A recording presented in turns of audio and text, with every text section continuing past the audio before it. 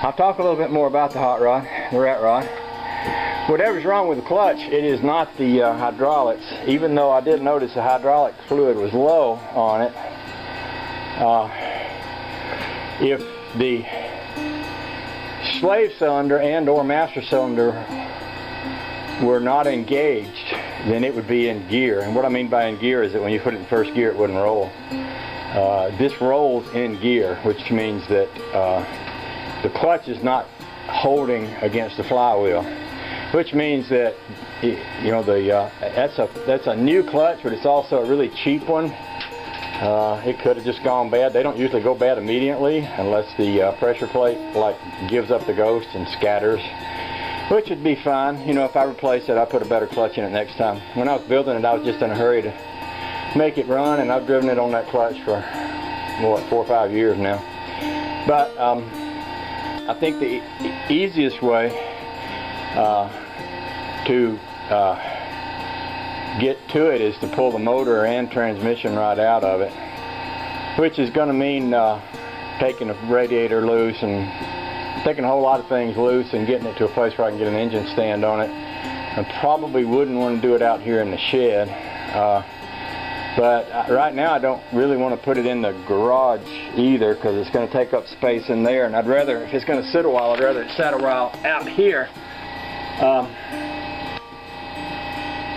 Another possibility I thought of, but I don't think it's going to be this, that hydraulic cylinder on this one is a hydraulic throwout bearing, which basically is sitting inside behind the clutch. And I noticed I'd lost some fluid, and I thought, well, another possibility could be that some of that hydraulic fluid leaked from the throwout bearing itself, got on the flywheel, soaked the clutch, and it's slipping.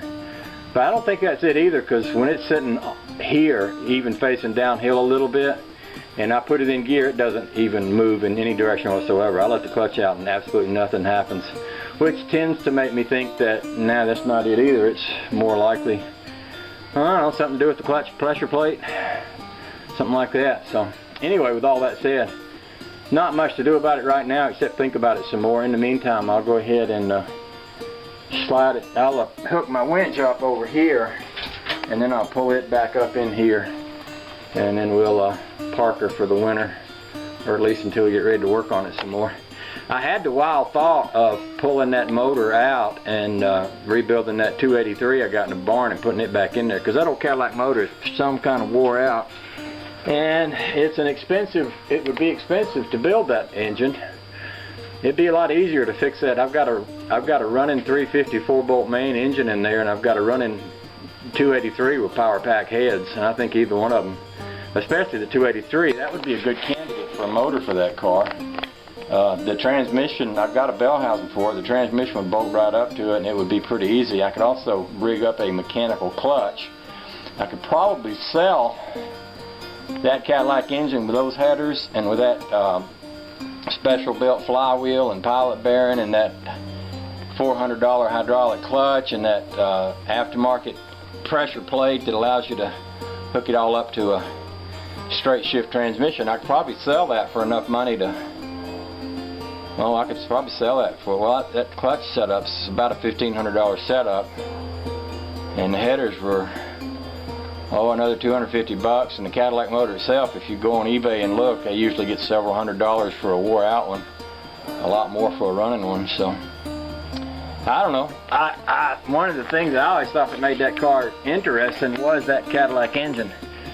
But the older I get, the more I realize that I don't have the money to rebuild it now, and I don't know if I'm ever going to have the money to rebuild it right. And I ain't getting any younger, and I probably ain't going to be making a lot more money. So I don't know. That's all the different things I'm thinking about. You can think about it too with me while we contemplate what to do next. What I'm going to do next is pull it back in the shed. So there's that.